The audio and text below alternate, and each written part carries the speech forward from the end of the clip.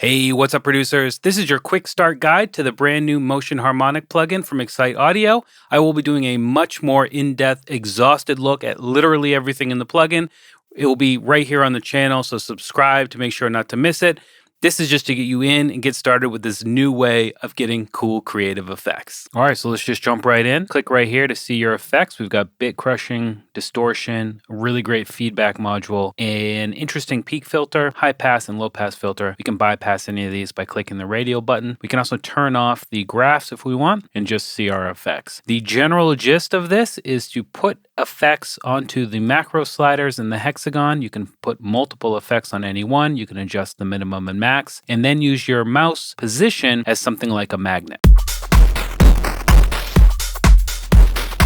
We can put any number of parameters on any one of the sliders, but any one parameter can only be on one slider at a time. So if I now take my bit depth, which is on 2 at the moment, and put it on 1, and then look at macro 2 again, you'll see that it's been removed. And now we've got a really dynamic and interesting combination of 3 different effects which we can control with our mouse position.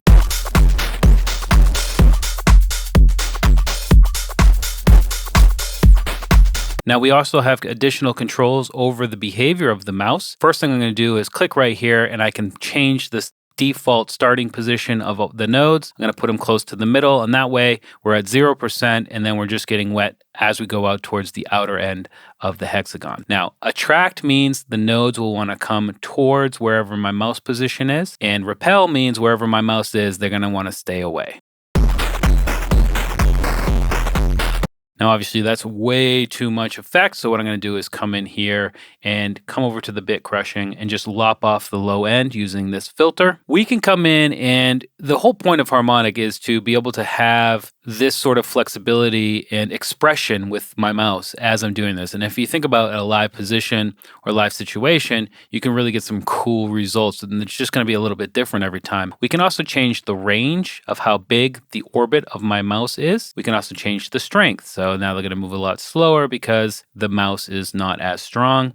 There's also a hold value. If I turn that up, and once a node is outside the orbit of my mouse, it will hold for that length of time and then go back to its starting position. How quickly it goes back is controlled by the release parameter. So let me repel it way out. It's going to hold, and then it should shoot right back. Now we also have click off and click on. Click off means whenever I click 1, 2, 3, click, it's like my mouse has gone away or is hidden from those macro nodes. So whatever the behavior is with hold and release will take immediate effect. And when I unclick, 1, 2, 3, unclick, it will come back on. So let's turn my strength back on.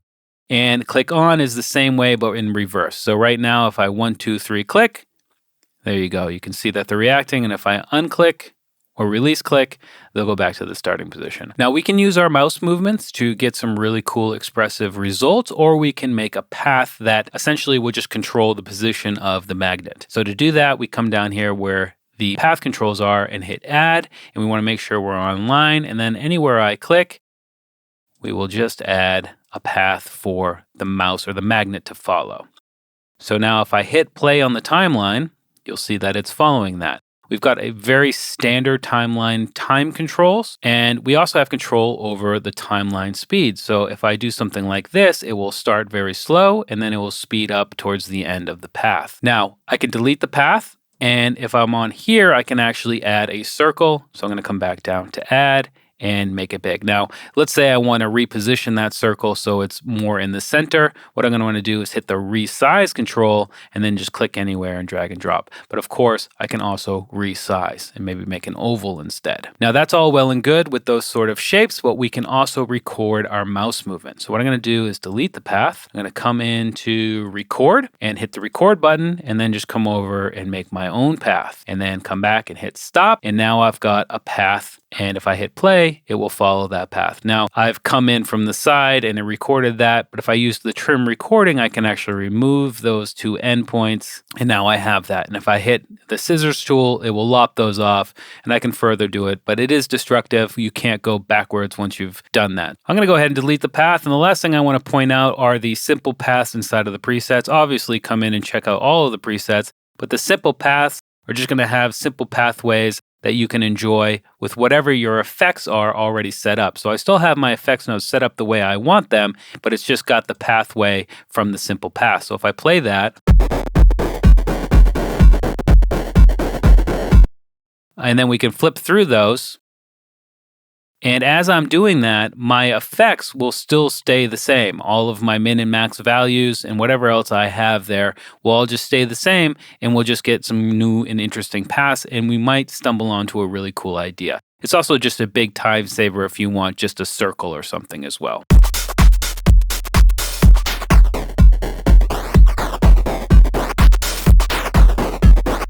Anyway, there you go. That is the quick and dirty on how to get started with Motion Harmonic. It is an incredibly expressive tool that you should have in your toolbox. As usual, I'm Joshua Casper. I hope you learned something, and I'll see you in the next video.